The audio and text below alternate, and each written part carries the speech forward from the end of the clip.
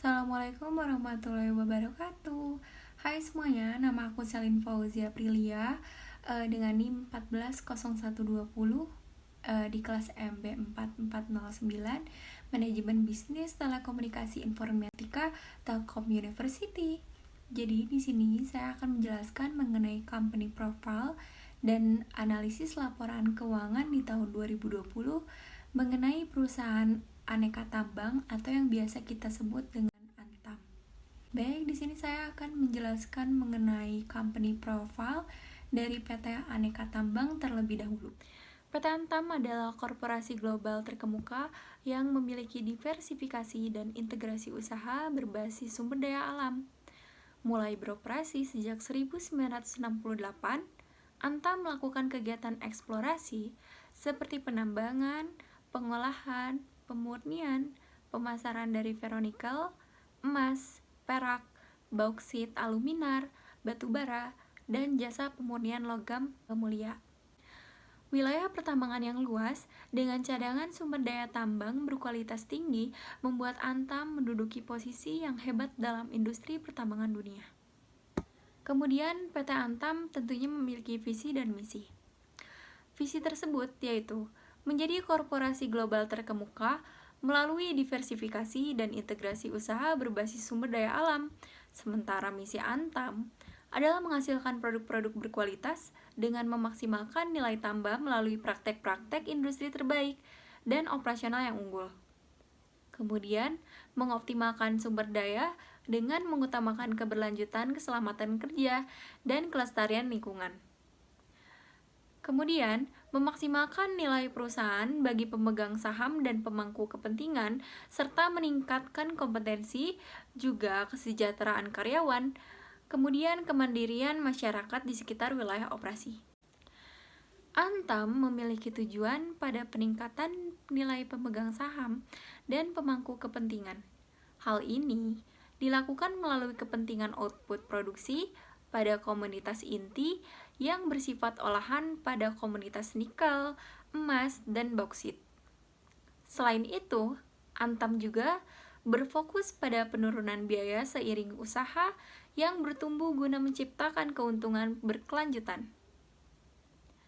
Antam juga tumbuh melalui proyek ekspansi terpercaya, aliansi strategis, peningkatan kualitas cadangan, serta peningkatan nilai melalui pengembangan bisnis hilir. Kemudian proyek-proyek yang ada di PT Antam. Yang pertama, proyek strategis yang saat ini meliputi proyek Chemical Grade Alumina atau CGA, kemudian proyek perluasan pabrik ferronikel Pomala atau yang biasa disebut F3FP, kemudian proyek ferronikel Halmahera Timur. Lalu, ada proyek pengembangan lain seperti proyek anoda slime, proyek smelter grade alumina, proyek nickel pig iron and stainless steel, dan proyek nickel mixed hydroxide. Sebagai korporasi berbasis sumber daya alam, Antam menyadari bahwa kegiatan operasi perusahaan memiliki dampak terhadap lingkungan dan masyarakat sekitar. Operasional penambangan di seluruh unit Antam dijalankan sesuai praktik penambangan yang baik dan sejalan peraturan yang berlaku baik setiap perencanaan maupun setelah selesai kegiatan penambangan. Antam juga secara aktif melakukan program pengembangan masyarakat atau community development sesuai dengan karakteristik masyarakat setempat. Semua aktivitas pengembangan masyarakat ditunjukkan untuk memandirikan masyarakat dalam jangka panjang, di antaranya pengembangan ekolokal, baik itu sarana prasarana, pendidikan, dan infrastruktur. Antam menggunakan aspek penambangan yang baik di setiap unit dan unit bisnis pertambangan melalui implementasi sistem manajemen kesehatan dan keselamatan kerja secara konsisten serta berkesinambungan. Dalam pelaksanaan tugas dan kewenangannya didukung oleh unit teknis kesehatan dan keselamatan kerja. Kerja keras dan semangat yang pantang menyerah pada akhirnya akan mengantarkan Antam menjadi korporasi global terkemuka, usaha berbasis sumber daya alam. Kemudian saya akan melanjutkan analisis laporan keuangan dengan 15 rumus mengenai perusahaan aneka tambang atau yang biasa kita kenal dengan Antam. Baik, di sini di samping saya terdapat laporan keuangan PT Antam di tahun 2020 dan 2019. Namun saya akan memberi informasi seputar laporan keuangan di tahun 2020. Jadi bisa terfokus pada analisis di tahun 2020. Yang pertama adalah aset lancar dengan nilai 9 miliar sekian. Aset lancar adalah jenis aset yang diharapkan dapat segera digunakan dalam jangka waktu dekat, biasanya kurang dari 1 tahun. Kemudian ada aset tidak lancar dengan nilai 22 miliar sekian, merupakan jenis aset yang diharapkan dapat digunakan selama lebih dari 1 tahun, sehingga merupakan aset jangka panjang dan termasuk aset yang tidak liquid. Kemudian ada total aset dengan nilai 31 miliar sekian. Aset tetap adalah aset berwujud yang dimiliki untuk digunakan dalam produksi atau penyediaan barang atau jasa untuk direntalkan kepada pihak lain atau untuk tujuan administratif dan diharapkan untuk digunakan selama lebih dari 1 periode. Baik, halaman selanjutnya adalah liabilitas. Yang pertama adalah liabilitas jangka pendek dengan nilai 7 miliar sekian. Merupakan kewajiban atau liabilitas jangka pendek juga biasa disebut dengan liabilitas lancar, yaitu di mana kewajiban jatuh tempo selama siklus operasi normal atau 1 tahun. Kemudian di slide selanjutnya ada liabilitas jangka panjang dengan nilai 5 miliar sekian.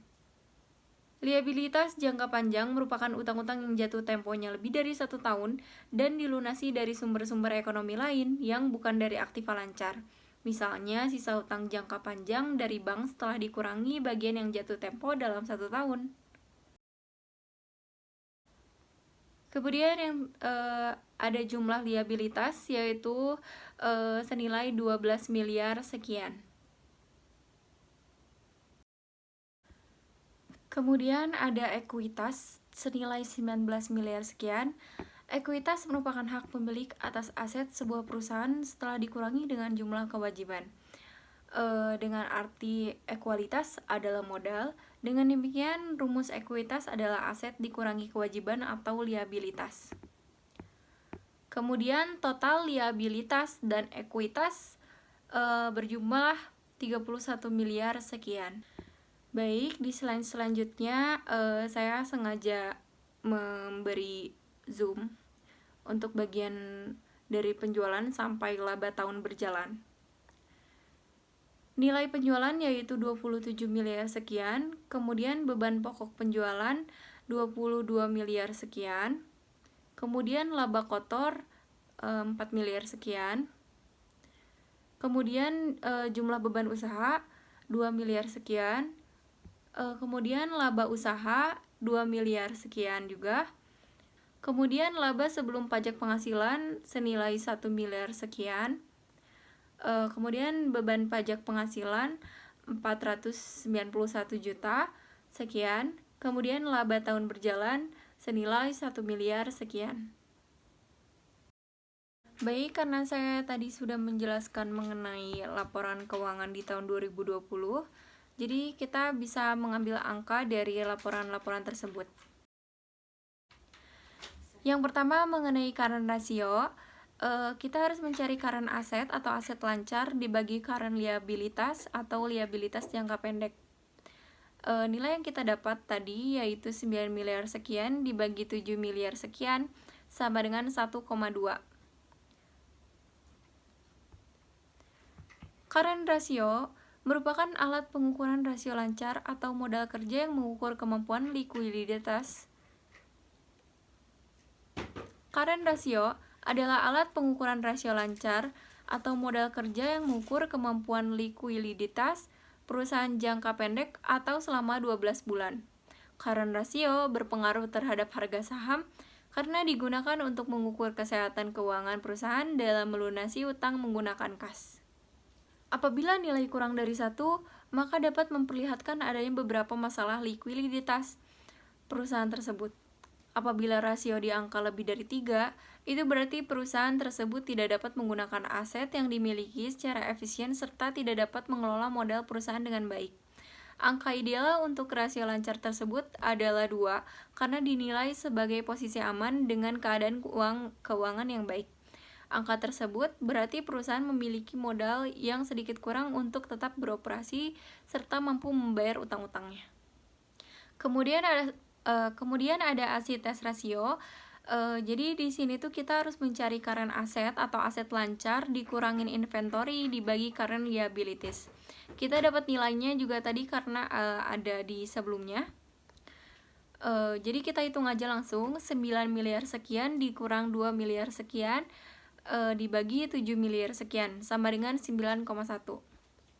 Asset rasio merupakan indikator likuiditas untuk mengukur apakah perusahaan memiliki uang yang cukup untuk menutup liabilitas lancarnya. Rasio kurang dari 1 berarti perusahaan tidak memiliki aset likuid yang cukup untuk membayar liabilitas lancar. Kemudian average collecting period atau periode penagihan rata-rata ini adalah jumlah hari yang berlalu antara tanggal penjualan kredit dengan tanggal perusahaan menerima pembayaran dari penjualan kredit tersebut. Jadi kita harus mencari akun receivable dibagi daily credit sales. Jadi ini tuh angka-angkanya sudah didapat ya. 1 miliar sekian ditambah 33 juta ditambah 468 juta dibagi 27 miliar sekian. Sama dengan 1,34.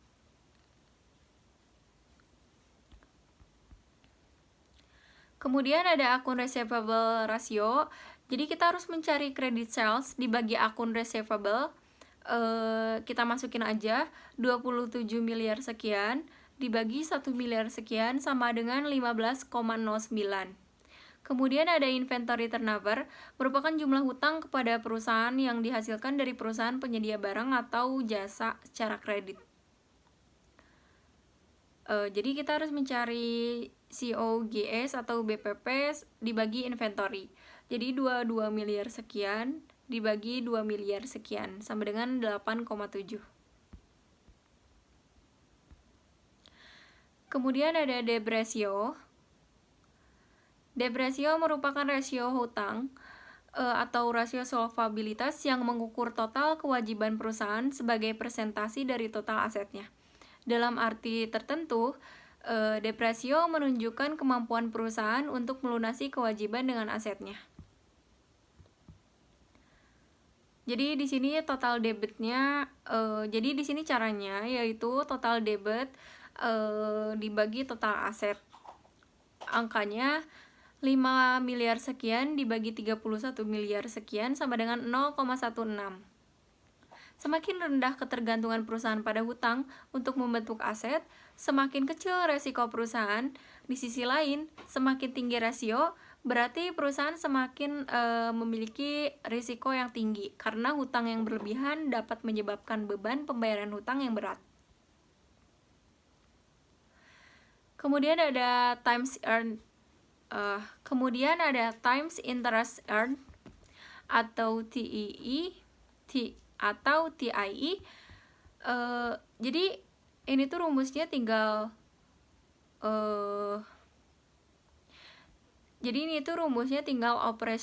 operating income atau EBIT dibagi interest expense and roll.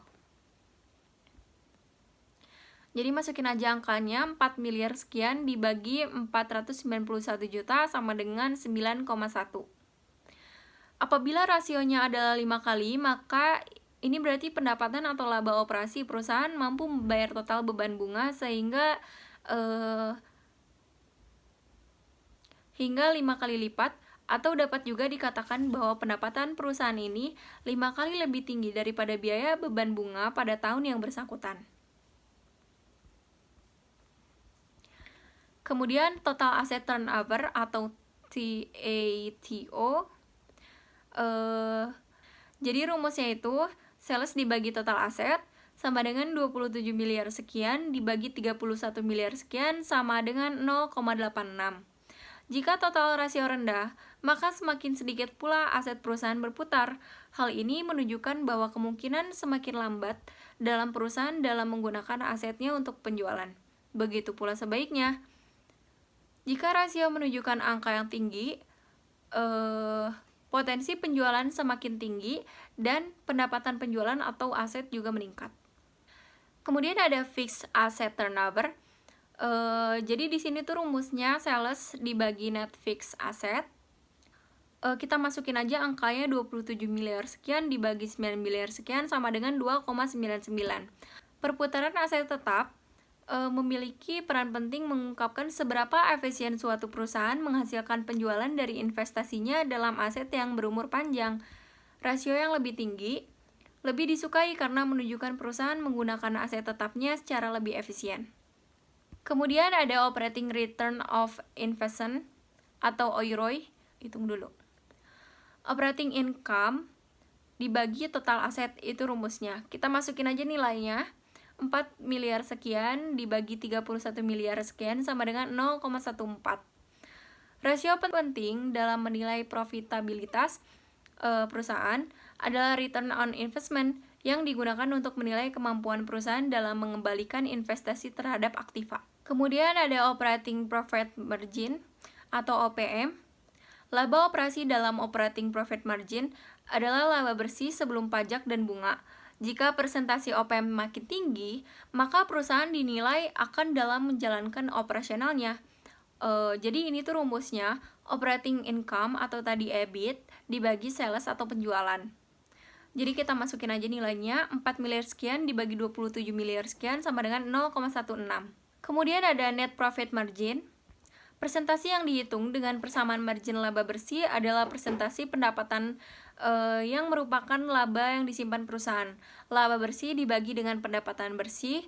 Semakin tinggi margin laba bersih, semakin efektif perusahaan mengubah pendapatan menjadi laba aktual. Jadi rumusnya itu adalah net income dibagi sales sama dengan 1 miliar sekian dibagi 27 miliar sekian sama dengan 0,04. Kemudian ada return on equity atau ROE. Jadi rumusnya itu adalah net income dibagi total common equity sama dengan kita masukin aja nilai-nilai yang tadi. Jadi 1 miliar sekian dibagi 19 miliar sekian sama dengan 0,06.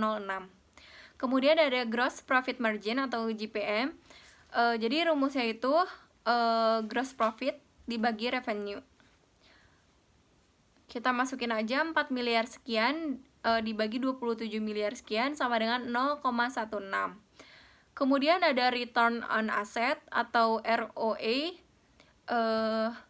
Jadi rumusnya itu adalah net income dibagi total aset.